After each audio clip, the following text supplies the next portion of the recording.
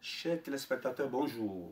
Nous allons développer un nouveau concept de débat de 15 minutes sur la vie politique en Côte d'Ivoire.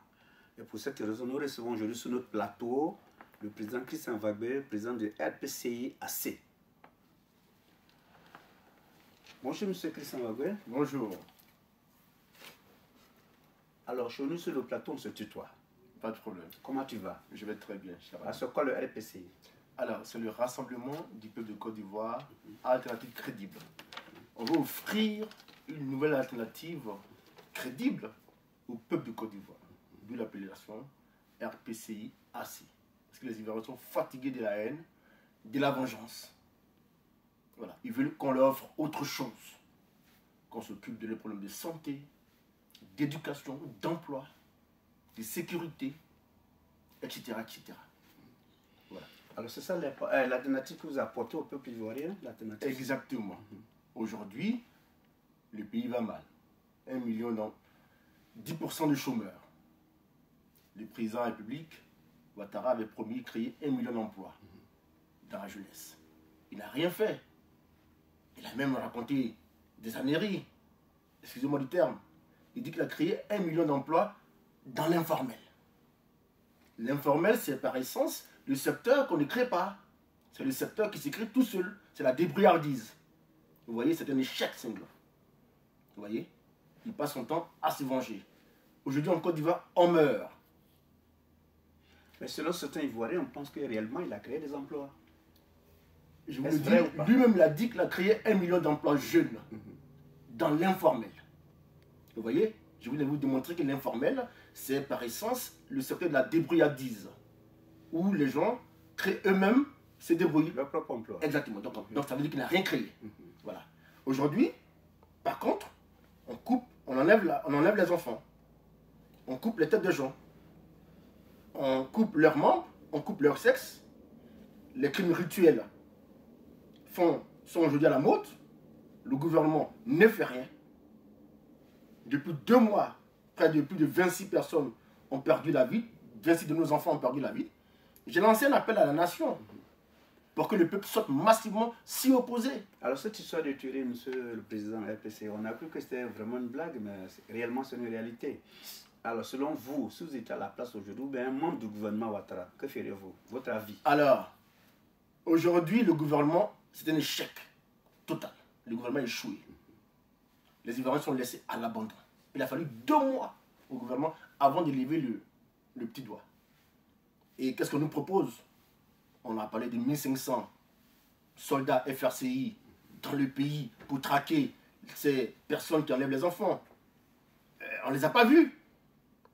Puisque aujourd'hui, on continue toujours d'enlever des enfants. Vous n'êtes pas sur le terrain pour ne pas me dire que bon, tu ne peux pas dire que... J'ai les cadres de mon parti, les militants de mon parti sont sur le terrain. Aujourd'hui, je suis plus utile à l'extérieur qu'à l'intérieur. Étant ici, les actions que je pose ont une incidence directe sur la vie de la nation. Puisque je vous ai dit que j'ai lancé un appel au peuple à sortir massivement et le peuple a répondu au-delà de nos espérances. Vous savez bien que jeudi, la rue s'est embrasée en Côte d'Ivoire de nouveau. Abidjan, Bassam, Gagnoua, Diglo, l'axe Bassam-Abidjan a été bloqué par la population parce que ils ont découvert encore des enleveurs d'enfants. Et donc la population, voyant l'incapacité de la police et de l'armée à y faire face, vous avez parlé de 1500 personnes qui ont été déployées par le gouvernement, on ne les a pas vues. Donc le peuple a été obligé de se soulever, de descendre dans la rue pour lui-même se faire justice. Le commissariat de police a été saccagé par la population. Alors Christian Wagbé, ma question est que ferais-tu si tu étais à la place de Ouattara? J'arrêterai immédiatement les coupables. Et je les traduirai en urgence, en comparution d'urgence en cours d'acide pour les criminels. Aucun des présumés coupables qui ont été arrêtés n'ont pas été jugés. On n'a vu encore aucune audience. Vous savez bien comment ça se passe quand il y a une affaire grave. Il y a des comparutions immédiates. Aucune personne, aucun enleveur d'enfant qui a été arrêté, on ne sait pas ce qui devient le cas. Alors pourquoi autant de tueries en ce moment en Côte d'Ivoire? Pourquoi Parce ces cas de que, tueries? alors, il y a un enleveur d'enfants, un coupeur de tête, qui a cité un ministre. Et le nom est connu, c'est ministre? Le nom est connu, je ne citerai pas ici, Oui. mais ça fait la une de la presse ivoirienne. Ça veut dire que c'est des crimes rituels pour des gens du pouvoir en place Là, pour renforcer leur pouvoir. Voilà, ces ministres sont couverts par le gouvernement. Exactement. Oui. Voilà pourquoi ça n'avance pas. On a maintenant la preuve pour laquelle ça n'avance pas. Parce que ce sont les autorités elles-mêmes qui sont le commanditaire. Qui sont la base de ces crimes rituels. C'est un scandale. Le président Ouattara ne dit rien. Il ne s'est jamais exprimé sur la question. Sauf au sommet d'Addis Abeba où il a fait un communiqué laconique. Pour une affaire aussi grave. Où il y a 26 enfants qui ont été enlevés, assassinés. Regardez droit le peuple ivoirien dans les yeux. Dites-leur, qu'est-ce que vous allez leur dire pour ces tueries? Je remercie le peuple de Côte d'Ivoire pour être sorti spontanément pour effectivement faire face à cette tuerie.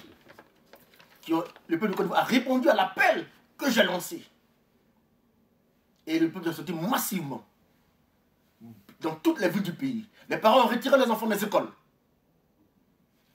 Le peuple a bloqué les axes routiers. Abidjan-Bassam a été bloqué durant toute une journée. Les forces de l'ordre qui ont voulu empêcher les populations de s'exprimer ont été attaqués. Le commissariat de police de Port-Bouet a été attaqué. 3 policiers ont été blessés. Je condamne effectivement ces attaques. Mais vous voyez, devant l'incapacité du gouvernement à faire face, où sont passés les 1500 FRCI, dit-on, qui sont chargés de chercher ces criminels? Où est l'armée ivoirienne? Oui.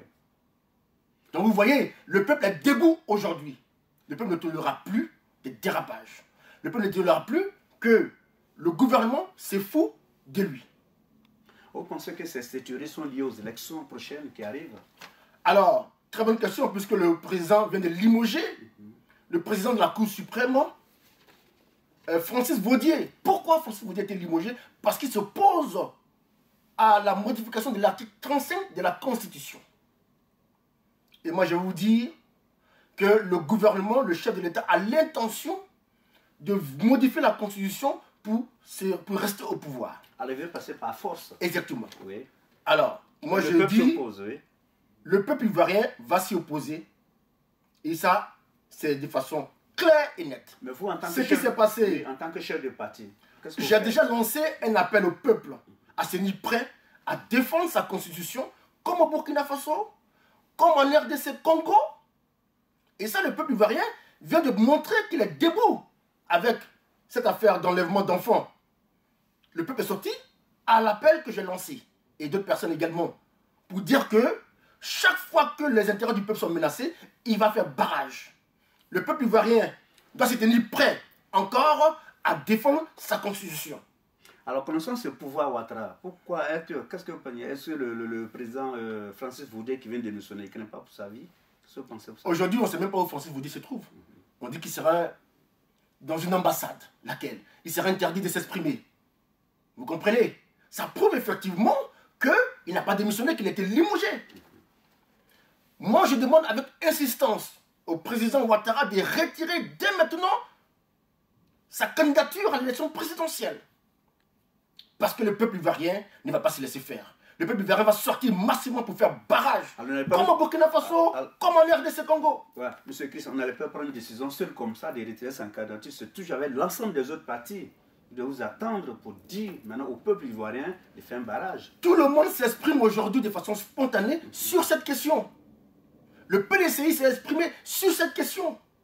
Des journaux du PDCI, de la coalition au pouvoir, ont dit clairement que Ouattara n'est pas éligible à l'élection présidentielle. Le Front populaire ivoirien s'est exprimé clairement sur cette question pour dire que Ouattara n'est pas éligible.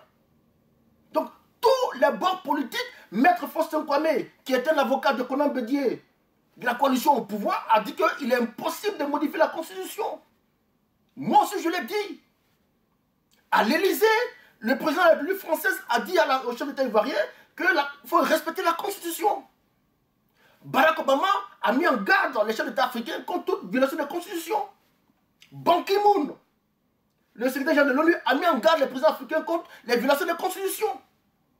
Personne ne soutient les dictateurs aujourd'hui contre la modification de la Constitution. Et le peuple ivoirien en premier.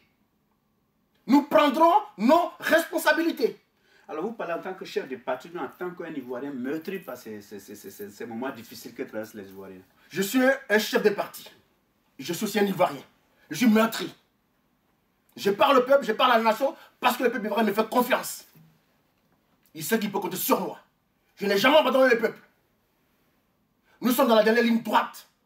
Alors Christian Vago, je ne vous coupe pas, mais en fait c'est quoi un chef de parti doit être sur le terrain? Mais vous êtes en hexagone. Et le général de Gaulle a lancé son appel depuis Londres.